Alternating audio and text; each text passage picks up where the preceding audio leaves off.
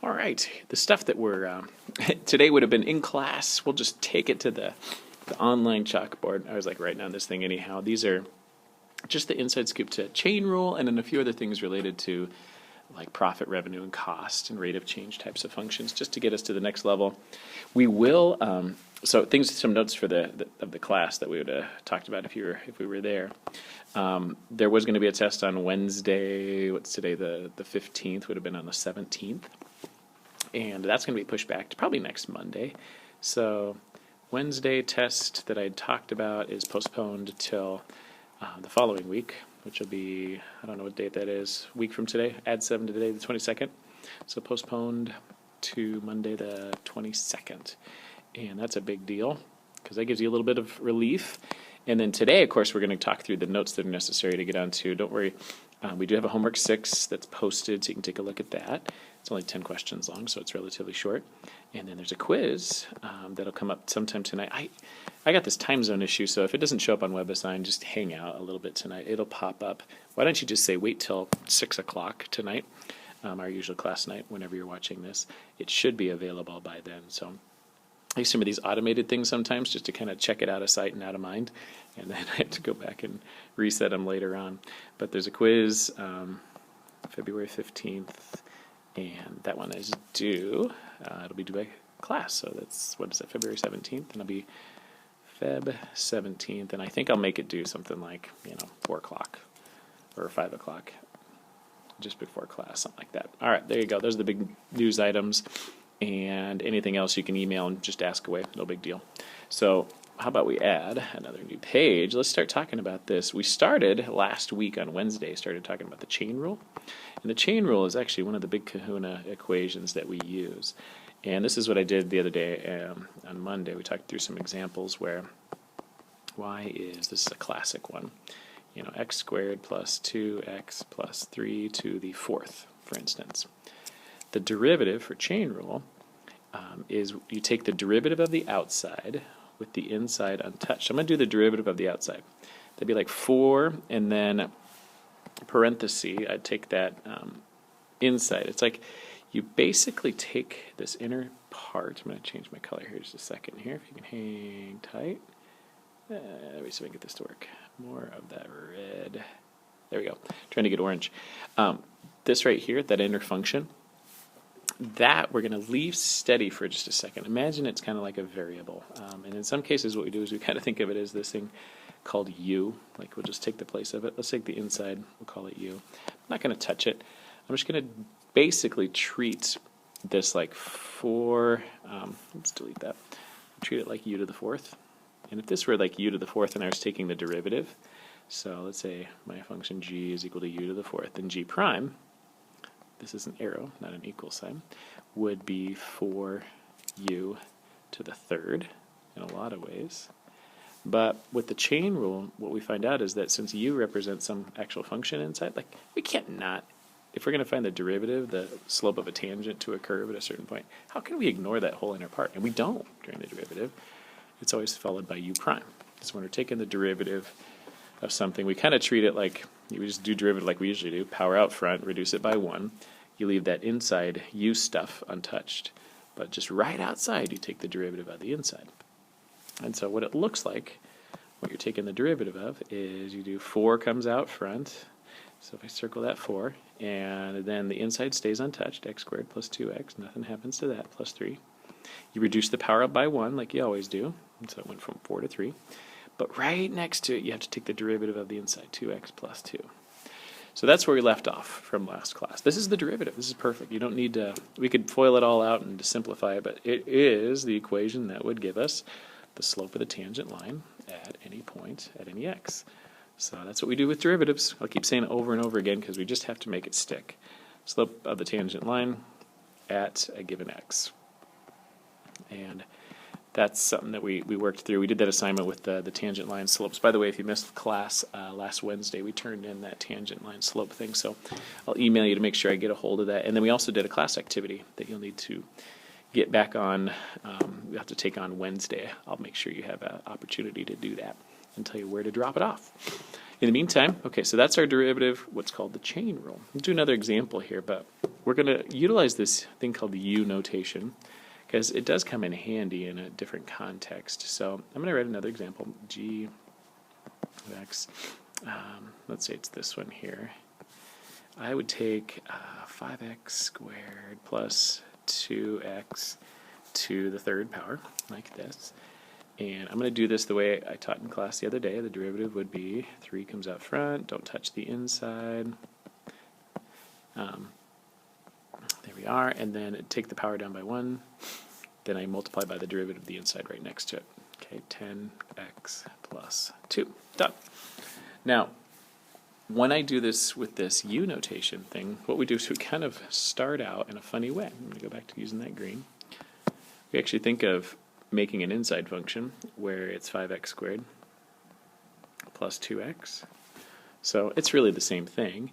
And what we do is we think of taking the derivative of f of, or what is it, u to the third, basically. And we change it to being g of u because we replaced it, instead of having x's on the inside, now it's got a u on the inside. And we take the derivative of it.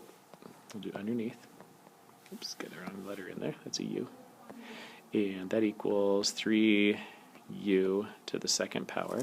And we just have to remember the chain rule always requires that we take the derivative of the inside, like that. Okay, so when I'm done, that all sounds great, but then what about this u thing? It's a way of cutting down on the clutter of what we've been doing before. It totally works if you go back to that previous page. We did it. This is the derivative. Absolutely right. But if you look inside here, this is my u, and then right outside here is u prime, the derivative of that. It's shorthand. Sometimes we call this u substitution. It just saves us a little bit of time. And so we write rules. Some of the rules you'll read in your book or in future classes that you take in calculus, they kind of use this thing called u substitution. They take out the big messy inside function, replace it with one letter u, and then kind of perform the function, everything around it. When you're done, you got to put u back. That's a big deal, putting u back. So I'm going to go down here and write here, put u back. That's the final deal. And that, when it does go back inside the function, so what was it, x squared plus 5x squared plus 2x, that's our u, and it will always be until I put it back. So when I'm done, I go 3, hey, 5x squared plus 2x is my u to the second, and then right outside there, I'm going to put u prime. Well, I can go do the derivative of it and go find out what it is. But often when we do this u substitution business, when we pick our u, knowing that we're going to have to find the derivative of u at some point, what we usually do is get u and u prime. Right away, we just kind of go, hey, 10x plus 2. So then when it's called upon in my formula, which is on the next page here, 3u squared times u prime, I can just throw that in there, no big deal, 10x plus 2. You realize it gets you the exact same thing that we had before. And you might say, oh, this is dumb. This is a lot of extra work. Why would I do it? I need you to be familiar with it. So should it arise in our circumstance, it's just something you go, oh, I know what that is. That's an easy way of just, you cut out the complicated formula so that you can write it in a little bit more of a shorthand. It's called u substitution. We use it for all kinds of stuff. All right, so let's go on to some other examples here. Things like questions I might ask you here in the near future, homework or otherwise. I might give you something like, hey, y equals, let's go y equals, ooh, let me go back to yellow, I like yellow. Dun, dun, dun. Best thing about videos, you guys can either scrub forward or back if you want to see some more. I like that part. Okay, y equals, and let's go x squared plus, or minus 3x, let's do that. Plus 6, and call it squared. Okay. What I'm going to ask for in some of these functions is what's your u? And sometimes, I'll call it itself a function like g of x, but really what I'm asking for is what is the inside function, this thing, what's that u? And so it's going to be x squared minus 3x plus 6. Often we choose u to be the inside function. And then down below, I might ask you this question. I'll say, all right, give me the function in terms of u. Now this is going to look funny. I always get a hard time. Fu is the f of u. You have to say that with emphasis, f of u, not just fu, because, I don't know, that doesn't sound right to me. You move on to this. I just take that same function up above, And instead of calling it y equals what I have here, x squared minus 3x plus 6 all quantity squared, what I'm saying is write it in terms of u. That means with the replacement of u is what that means, with u as the new input. So it means u squared. Isn't that crazy? It just means take out that thing you replaced, you called u. So focus on this. It's u equals this. And if I put u into the function or replace it in there, it's instead of calling it 3x, x squared minus 3x plus 6. And so that substitution, hopefully, if you can look at this and just say, that's relatively simple. It seems kind of redundant and silly. That's probably an accurate way to look at it. But basically what we're doing is replacing the inside with u and then rewriting it with that u in place. And the notation that you get in the questions that you're asked online, you'll see this and it'll hopefully make more sense to you. Okay. You can also follow the examples that are on there and you'll be great. You'll totally get it. Let me do another one that kind of looks similar to that. So if I might even write it, so this is the second example here. We'll call it number 2. All right, something like that. Oops, pen's not writing. Y equals f of g of x, like that. And that equals, this is kind of fun for 2 reasons, square root of 64 minus x squared. Okay, looks kind of complicated, doesn't it? So without even taking the derivative of it, I'll ask, hey, write it as, let's do it this way, y equals some function of u. Again, our favorite expression over there. So, my word, you can have a lot of jokes in calculus these days. So these are, our u is whatever the inside function is. So what's kind of inside? So it's going to be a function of x of some kind. That's what this is saying. Pick a u. And I'll go up to my function and say, what's kind of inside some parentheses or housed inside something? And it's at 64 minus x squared. So that's inside that radical underneath. That's our u. We pick things that are inside, underneath a radical, inside a parenthesis, that type of thing. So that's going to be my u.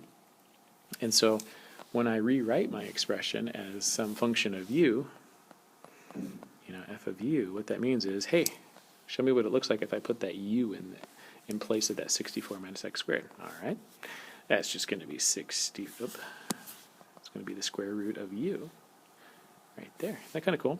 It's just a simplified version. In this expression here, this communicates a lot. Somebody says, hey, y equals the square root of u. What are you talking about? Well, just look back a little ways. Right back here, I'm defining that u is 64 minus x squared. So anybody who's following the progression of ideas here could simply put 64 minus x squared back in there.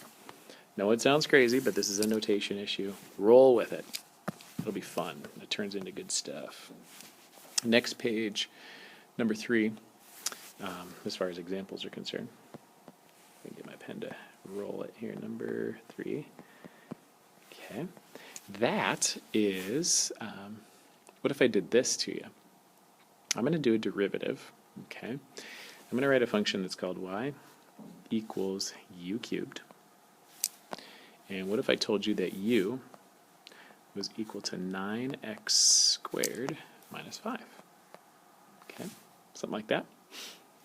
Now, if I said take a derivative, this is going to get us into some differential notation, and it's just it's a way of understanding some notation again. And if you wanted to do something kind of cool, and actually this question comes up a little bit later, I think.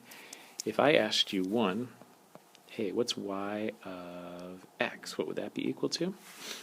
If I said y of x, that would mean that instead of this being an expression of, right now this is a y of u expression up top here, and it's not written in here very big, but I could squeeze it in here.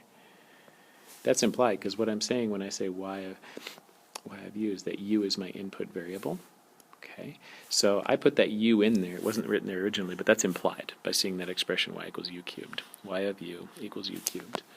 And over here, what's not written in here, this is actually u of x, is 9x squared minus 5. That parenthesis that comes after the variable says, hey, I am using the following input variable here. U is my input variable in this expression. Hey, x is my input variable in this expression. That's what function notation is all about. So when I ask for y of x right here, I'm asking you, hey, can you write y in terms of x? And what that says, in a funny way, is that it says, that means I'm going to have x's inside my y expression over here, currently I have u's. Hey, I could just replace that u with 9x squared minus 5. And so what I could do is go 9x squared minus 5 cubed. So it's kind of the reverse of what we were doing before. We were naming u the inside function, and then describing what that was. Well, now I'm giving you what u is, and a function that has u's in it, and asking you to put the u stuff back in. Kind of reverse of what we did before. That's a neat process. Now I'm going to ask you some other questions. Here's a fun one.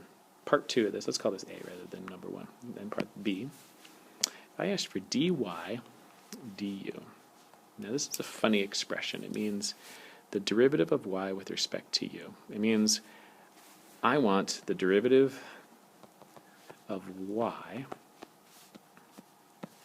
and I'll write it in both ways, the one I just said. Oopsie, y, not w.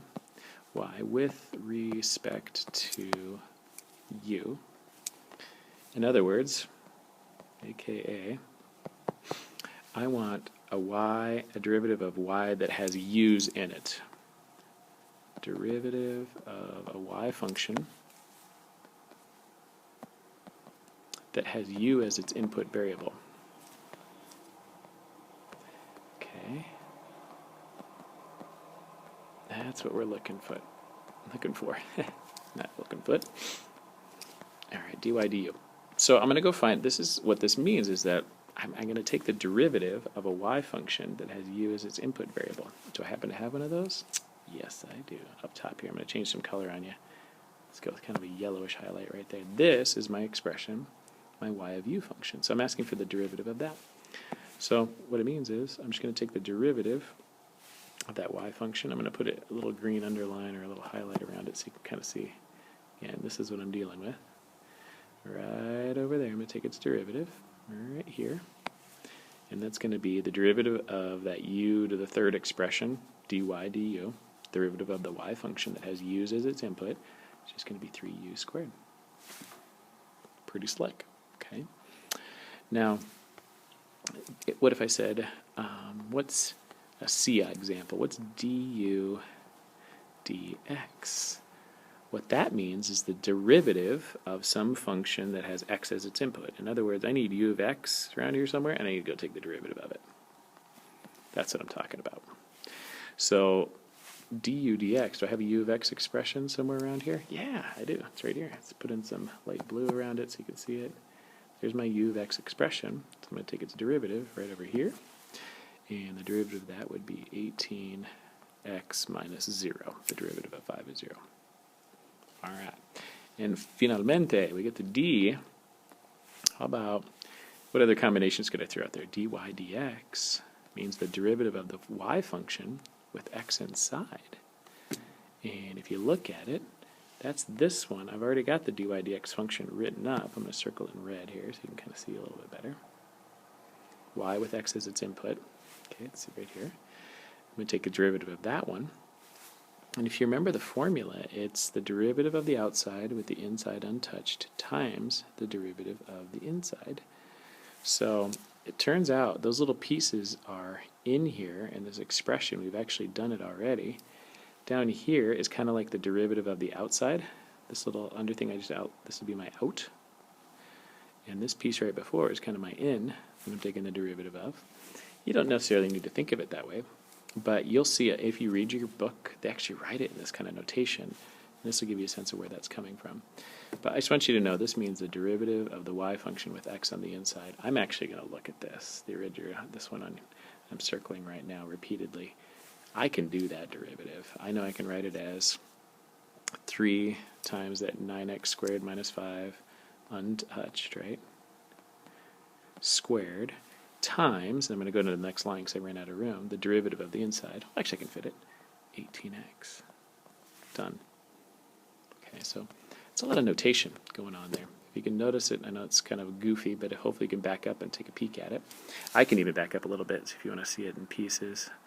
I'll slowly undo a little bit of it and let it unravel again so you can kind of see. We started out with the defining y equals u cubed, u equals 9x squared minus 5, putting them together.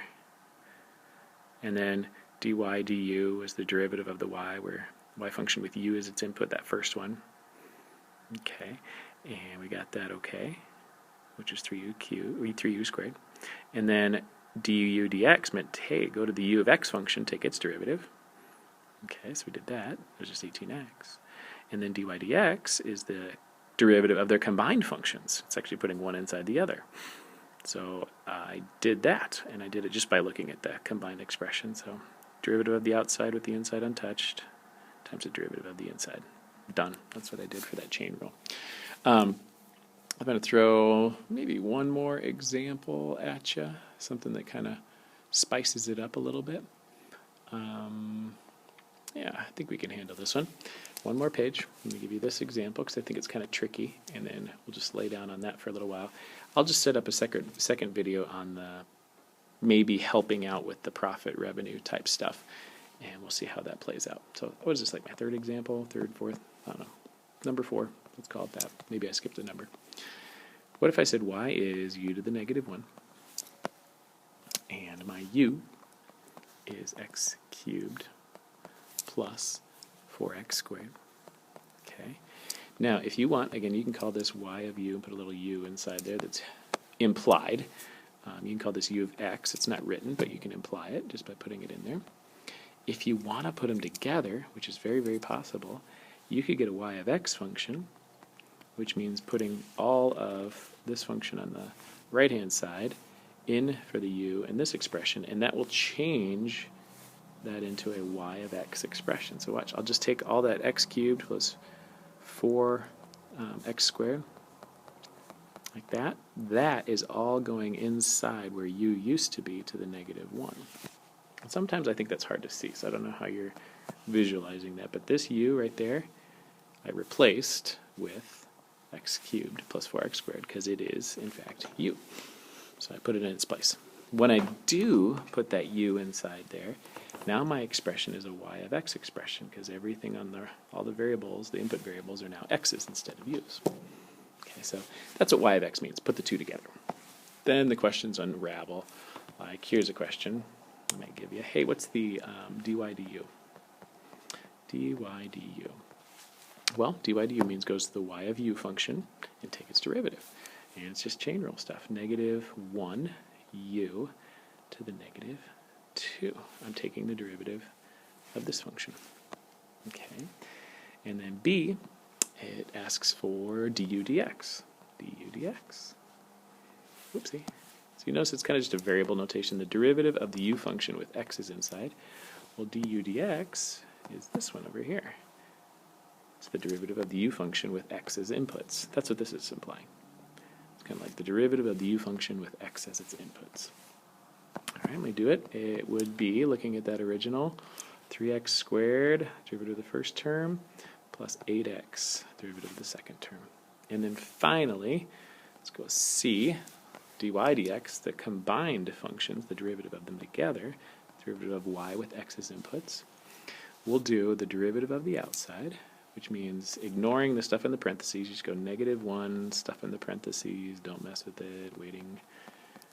Got it. Take away 1 from the power, so now it's negative 2. Right next to it is the derivative of the inside, which we've done before. It's 3x squared plus 8x. Okay, that fits all in there. All right, that's a good enough start to that idea. That'll give you a good head start on the homework. I'll create a video too a little bit later, kind of to push you to that next level in case you're interested in moving on from there. Email as questions pop up. Let me know how else I can help. All take care.